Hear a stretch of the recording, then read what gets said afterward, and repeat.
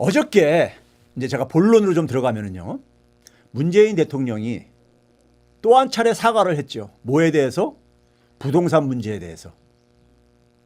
출입 기자들과의 질의응답에서 대통령께서 기자가 질문하니까는 지난 4년간 가장 아쉬웠던 점이 역시 부동산 문제다.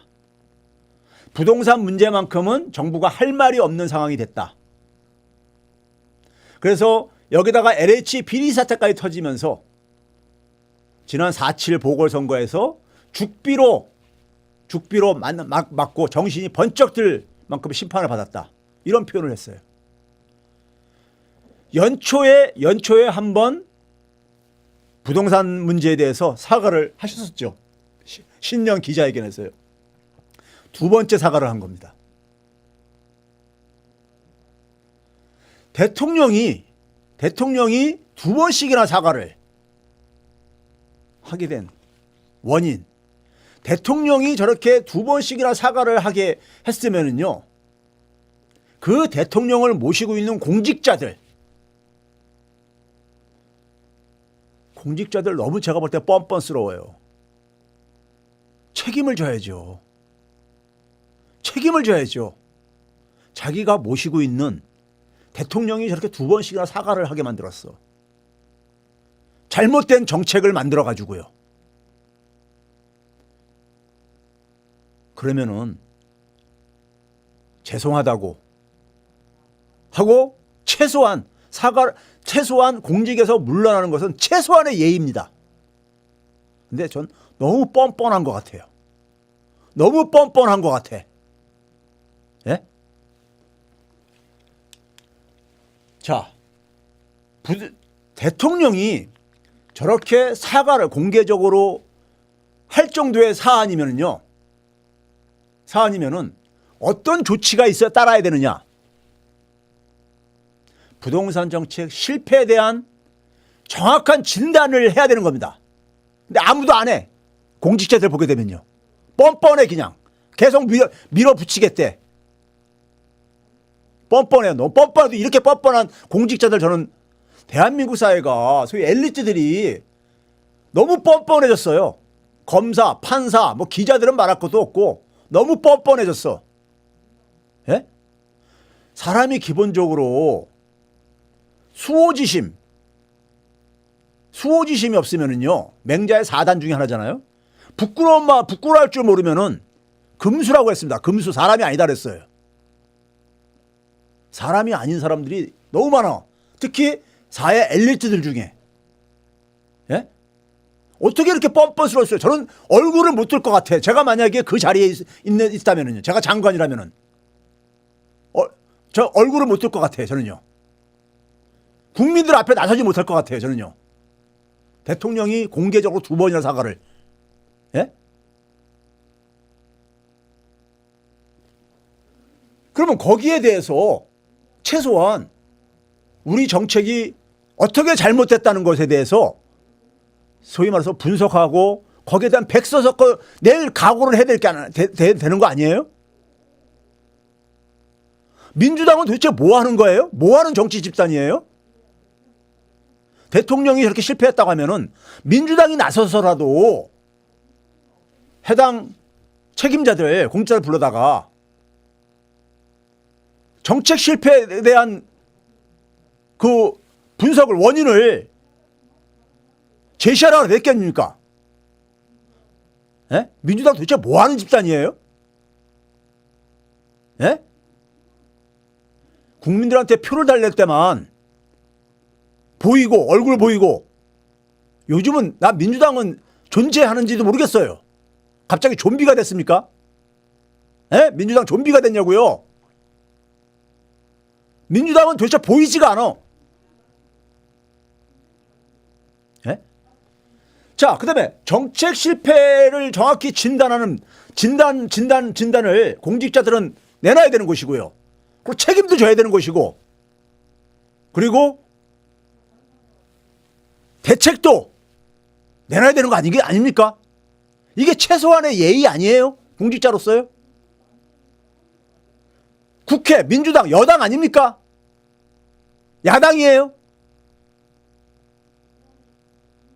도대체 정치를 왜 하는 겁니까? 민주당? 예? 이게 여당입니까? 이게 지금 모습이? 그럼 보이지가 않아, 문제. 다들 어디가 숨어 있습니까? 대통령이 저렇게 두 번씩 지금 5개월도 안 된 상태 속에서 두 번씩 사과를 하는데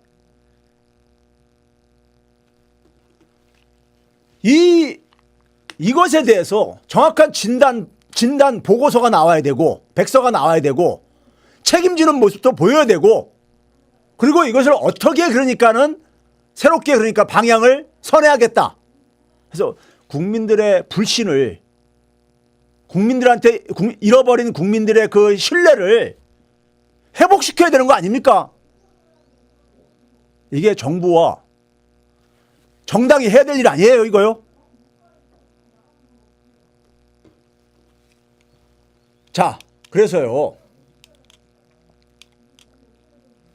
자, 이런 사태가 벌어진 것을 제 나름대로 복기를 해봤습니다. 복기를 해봤어요. 여러분들 기억하실지 모르겠어요. 2018년도 2월 달에 평창 올림픽을 계기로 한반도는 완전히 남북관계에서 해빙 분위기가 도래했잖아요.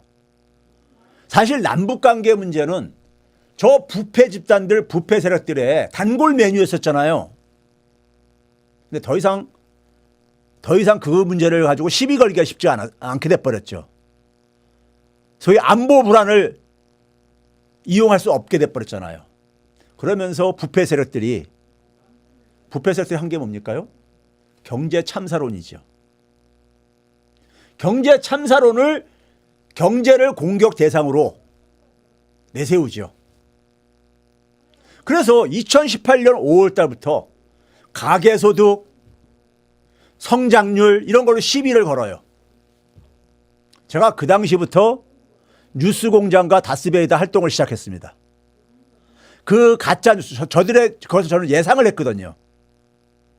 예상을 하고 저 가짜 뉴스를 박멸을 제가 앞장서서 했었잖아요. 당시에요. 그렇죠? 그 다음에 이제 뭐냐면은 매년 7월 달이면은 최저임금 인상률을 결정을 하죠. 매년 7월 달이면은요. 문재인 정부에서 최저임금 1만 원 달성 임기 3년 이내에 2020년까지 지난해 1만 원 달성 공약을 내세웠었잖아요. 지난해까지. 이건 거의 그러니까는 부패 세력들이 조중동들이 하도 공격을 해가지고 문재인 정부의 상징처럼 돼버렸잖아요. 문재인 정부 소득주 성장의 상징처럼 됐었잖아요. 그렇죠?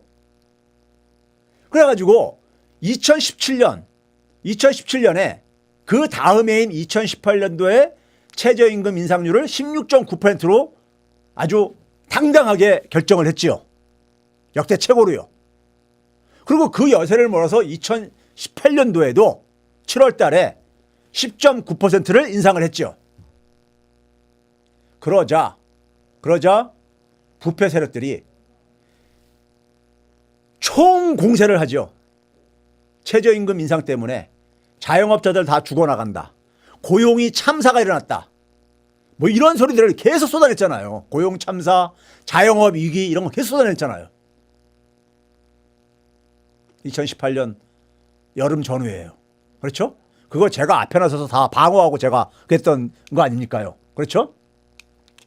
자, 뭐 그 고용 참사는 다 가짜 뉴스라는 거 제가 얘기를 했으니까 옛날에 얘기했으니까 건너뛰겠습니다. 시간 관계상 그걸 건너뛰고요. 자, 그런데 문재인 대통령이 저렇게 고용에 대해서 집중 공격을 한 이 그 보수 언론들이 고용 문제를 집중 공격한 이유가 있어요. 여러분들 기억나시겠지만 2017년도 5월 10일 날 문재인 정부가 출범하면서 당시에 기억나실 거예요. 청와대 안에다가 일자리 현황판을 만들어 가지고 뉴스에도 이렇게 방송이 됐었죠. 일자리 현황판 만들어서 대통령이 직접 일자리위원회 위원장을 맡아가지고, 대개 위원장은 국무총리나 다른 사람들 시키는데 장관이나 대통령이 직접 그러니까는 챙기겠다고 그러니까 일자리에 대한 확고한 의지를 드러낸 거죠. 그래서 일자리 대통령이 되겠다고. 그렇죠?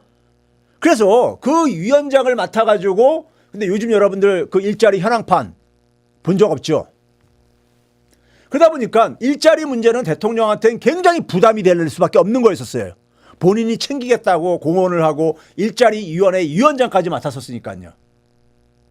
그런데 그 십자포로 막 공격을 받는 와중 속에서 청와대 참모들, 경제 관료들 누구도 나서서 그거를 그러니까 방어하지 않고 거의 제 혼자 했잖아요. 제가 그래서 일부 언론에서는 문재인 정부 흑기사, 최백은 교수가 흑기사다 이렇게 이런 얘기까지 실리고 그랬었잖아요. 예?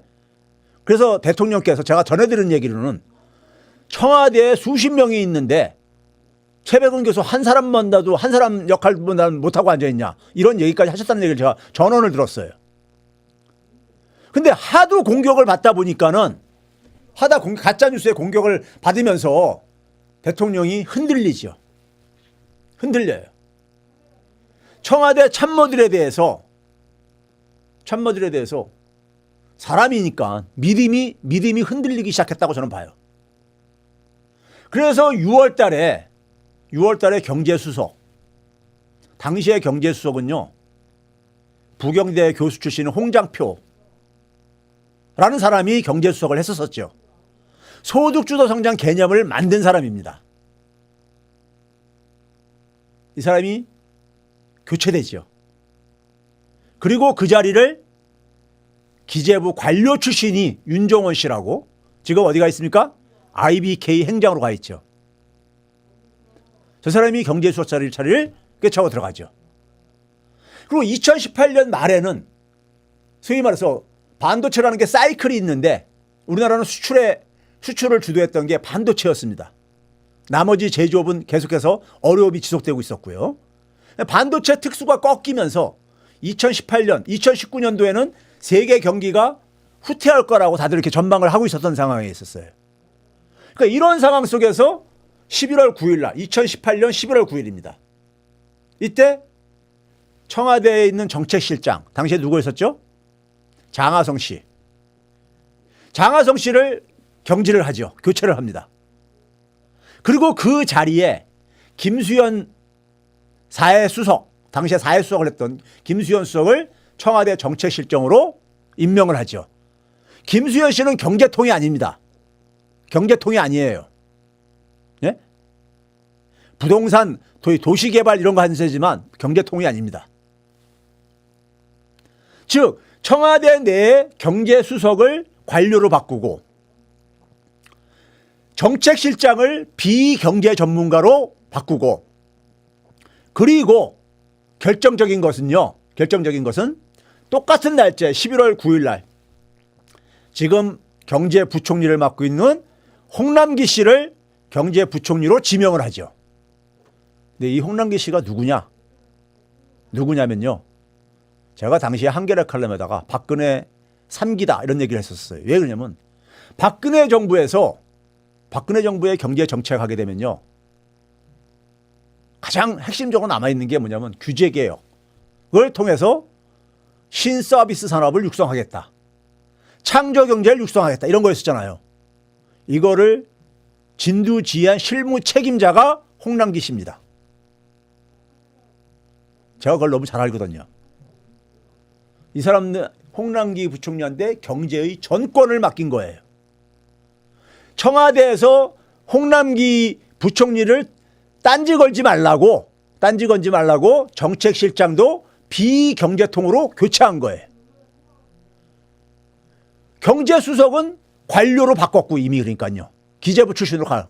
그러니까 청와대 참모와 그다음에 실무 내각에 그러니까는 장관을 관료로 다 교체한 겁니다. 그래서 제가 2018년 6월은 소득주도 성장이 사실상 종언, 막을 내리는 상징적인 사건이다. 홍남기 등판으로 문재인 정부의 경제 정책에 칼라는 실종되기 시작합니다. 왜? 제가 얘기했잖아요. 홍남기 씨, 관료들은요. 관료들은 여러분들 지금 우리가 문재인 정부에서 중용을 했었던 관료들 중에 대부분은요. 이명박 박근혜 정부에서도 굉장히 요직을 맡았던 사람들입니다. 그러니 그 사람들이 칼라가 불분명한 사람들이 예? 어떻게 우리가 바이든 행정부하고 트럼프 행정부하고 경제 정책의 칼라가 다르잖아요. 그럼 문재인 정부하고 박근혜 정부, 이명박 정부하고 어떻게 경제 정책의 칼라가 같을 수가 있습니까? 다른 칼라를 가려면은 사람이 달라져야 되는 거 아니에요? 자, 그 결과가 뭐냐? 문재인 정부의 소득주도 성장 정책은요, 저소득층과 중산층의 소득 강화, 즉 수요 측면을 강화하겠다는 이런 입장이었어요. 그런데 관료들은요, 대개 이명박 정부 때 우리가 낙수효과 얘기잖아요. 낙수효과요. 낙수효과가 뭡니까요? 기업이 투자를 많이 해야지, 기업이 돈을 벌어야지 가게에도 그 떡고물이 떨어진다는 이런 이론이잖아요. 영어로 트리클 다운 이펙트라고 해가지고요. 그러다 보니까는 예? 공급 중심의, 기업은 공급의 중심자잖아요. 예? 공급 중심자잖아요. 공급 정책 중심으로 바뀔 수밖에 없습니다. 관료들이 잡으면요. 그러다 보니까 문재인 대통령이 홍남기 부총리가 딱 등장하자마자 바로 뭘 합니까? 제조업 활력 찾아야 된다. 예? 혁신을 해야 된다. 이런 얘기를 하기 시작해요. 예? 이게 관료들이 가면서요. 실제로 봐보세요. 관료가 주도하는 혁신 성장은 김동연 부총리, 일기 경제부총리죠. 뭘 얘기했냐? 플랫폼 경제 활성화하겠다. 저 사람들 입에서는 소득주 성장은 나와도 어쩔 수 없이 나오는 거고, 저 사람들은 항상 공급 정책 중심입니다. 기업 중심의 경제 정책이에요. 관료들은요. 홍남기는 데이터 경제 활성화, 데이터 네트워크 인공지능 AI 이렇게 해가지고요.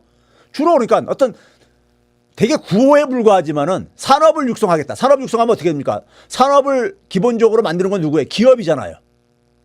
산업 만드는 게 안 중요하다는 게 아닙니다. 근데 산업을 육성하겠다는 것은 기업을 지원하겠다는 겁니다. 기업을 지원하겠다는 거예요. 근데 김동연 부총리 때 플랫폼 경제 활성화나 홍남기의 데이터 경제 활성화 용어만 달라져도 똑같은 얘기예요.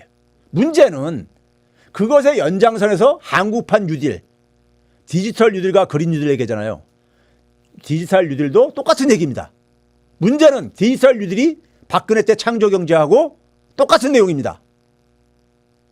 문재인 정부의 지금 현재 그린 뉴딜도 이명박 정부의 녹색성장하고 똑같은 얘기예요. 시간 지나고 두고 보세요. 다른 게 있는가? 자, 저렇게 해가지고 관료들한테 넘어가게 되면요. 기업들, 재벌들 중심으로 돌아간다니까요. 소득주도 성장은 사실상 그 이후에 용어조차 사라져버리잖아요. 예? 포용성장. 이게 포용성장이 뭐냐? 소위 말해 선별 지원과 비슷한 얘기예요. 어려운 사람들한테 최소한의 좀 지원을 굶어 죽지 않을 정도로 하겠다는 이런 얘기입니다. 예? 이런 얘기예요. 그거 다를 바가 없어요. 예? 구체적인 결과를 볼 때는요. 자, 부동산 정책을 왜 대통령이 두 번씩 사과하겠습니까? 대통령은 정확하게 방향을 제시했어요. 불로소득 용납 안 하겠다. 양질의 장기 공공임대를 대량 공급하겠다. 그걸 통해서 가계부채를 관리하겠다. 부동산 투기를 막지 못하면요, 가계부채는 계속 증가하게 돼 있어요. 그랬는데 이 참모와 관료들이 어떤 짓을 합니까? 소위 말해서 임대사업자 정책으로 활성화로 소위 엇박자를 놓기 시작하죠. 그럼 한번 봐보세요. 저희 문재인 정부의 2018년까지의 부동산 정책인데 대개 그러니까는 한쪽으로는 과거 문재인 정부 때 그러니까 민주당 때부터 추진했었던, 야당 때부터 추진했었던 수요 억제, 대출을 축소한다든가 투기 지역 지정해가지고 간다든가 세금을 강화하다든가 이런 건데 거기에 꼭 끼워 넣는 게 있죠. 임대주택 등록 활성화 방안. 그래서 주택 공급 정책 이런 거를 끼워 넣죠. 이거 엇박자를 놓는 거죠. 엇박자를. 다주택자들이 집을 내놓게 해야 되는데 다주택을 갖도록 한편에서는 그러니까 정반대되는 정책을 내놔가지고 그럼 결과는 되겠습니까? 실패하죠. 결과는 그렇게 하면 실패합니다. 임대사업자한테 엄청난 혜택을 주는, 심지어 투기 지역에서도 대출을 받는데 아무 문제 없게끔 금융위원회가 그걸 뒷받침해 줬죠. 2018년 1월 달에 뒷받침해 줬죠. 이게 모피아들의 이게 실체예요. 모피아들은 금융자본의 이익을 철저하게 반영하는 세력들입니다. 금융자본하고 부동산은 뗄래야 뗄 수 없는 관계에 있어요. 부동산 거래하는데 금융 없이 불가능하잖아요. 자, 그 얘기는 제가. 그래서 결국 올해 4.7 보궐선거 패배하면서 바로 나오는 얘기가 뭡니까요? 과거로 회귀잖아요. 과거 회귀가 뭡니까? 공급 중심의 대책과 플러스 세제 완화.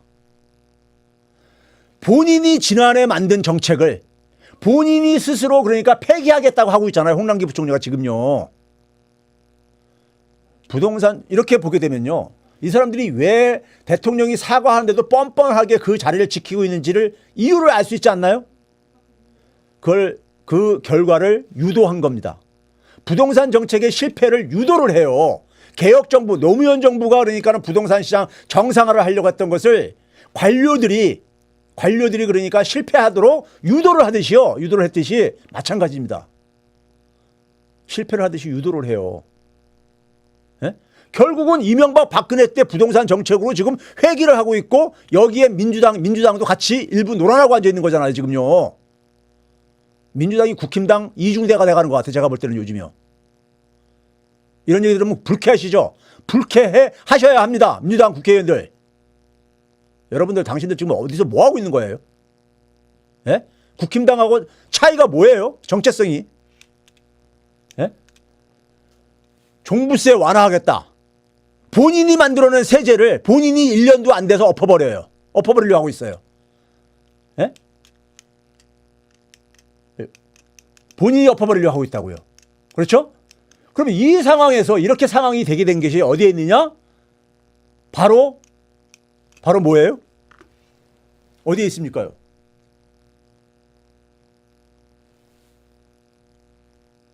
관료들, 소위 경제에 있어서 적폐들, 모피아로 상징되어지는 이 부분에 대해서 이 부분을 그러니까 소위 말해서 공정경제라는 게 바로 뭡니까요? 경제에 있어서 공정성 강화는 경제에 있어서 모피아를 그러니까 우리가 해체시키는 거고 모피아에 그러니까 우리가 개혁인 겁니다. 근데 그거를 안 하다 보니까는 결국은 당한 겁니다. 당한 거예요.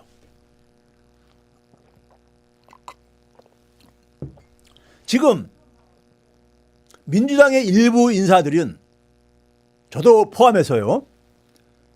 부동산 대책 무엇이 정답인지 정확하게 얘기를 하고 있습니다.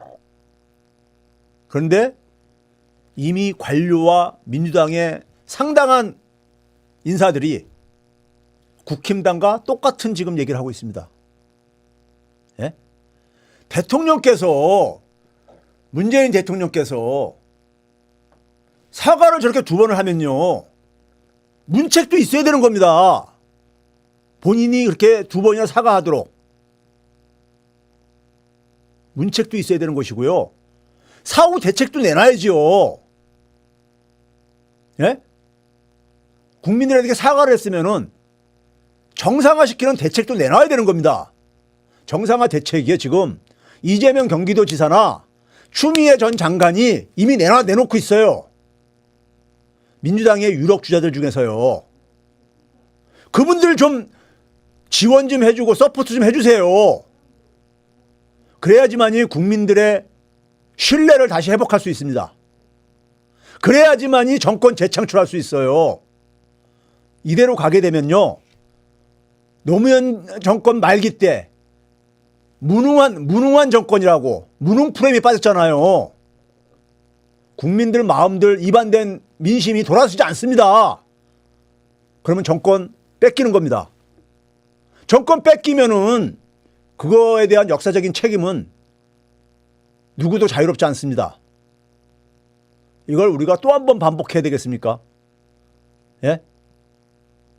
또 한 번 반복해야 되겠냐고요. 정답이 있고 정답을 잘못한 사람에 대해서 왜 제대로 문책을 안 하십니까? 왜 책임을 안 물어요? 국정 운영이 아니 우리가 동네 그러니까 구멍가게도 이렇게 운영 안 하잖아요.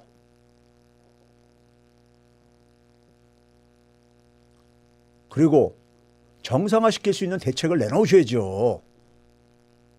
한나라 지도자의 사과에는 그런 게 뒤따라야 되는 겁니다. 정책적으로요. 참모나 관료들이 안 내놔. 그럼 문책해야죠. 교체해야죠. 그냥 관료들한테 맡길 거면은 못하러 촛불 시민들한테 촛불 정부 만들어달라고 요구했습니까? 제발 간곡하게 제가 지금 한 서너 차례 제가 이런 얘기를 방송을 통해서 얘기를 했는데요. 좀 민주당에 그나마 지금 국민들 지지를 받는 이재명 지사나 추미애 장관들한테 갖고 있는 그 구상을 좀 실현할 수 있도록 힘을 실어주세요. 그래가지고 차기 민주정부가 5년이 아니라 6년이 될 수 있도록 제발 간곡히 부탁드립니다. 그래야지만이 국민들의 신뢰를 다시 회복시킬 수가 있습니다. 그래야지만이 정권 재창출이 가능합니다. 그래야지만이 제2의 민주화 운동도 가능합니다. 적폐, 경제 적폐 문재인 대통령이 마무리 못한 부분을 다음 정권에서 마무리를 해야 될 게 아니겠습니까? 그게 노무현 대통령이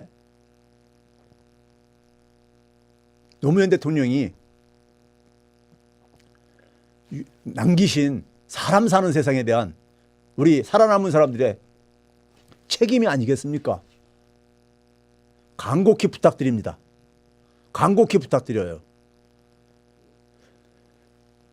사과를 할 때는요. 국정 운영자가 사과를 할 때는 실패에 대한 진단이 나와야 되는 것이고요. 실패에 대한 책임도 물어야 되는 것이고요. 실패에 대한 그러니까 우리가 대책도 내놔야 되는 겁니다. 그런 거 없는 사과는 무책임한 겁니다. 촛불 시민들께서 지치지 마시고 함께 한 목소리를 좀 내주시기를 부탁드리면서 오늘 방송 마치겠습니다. 감사합니다.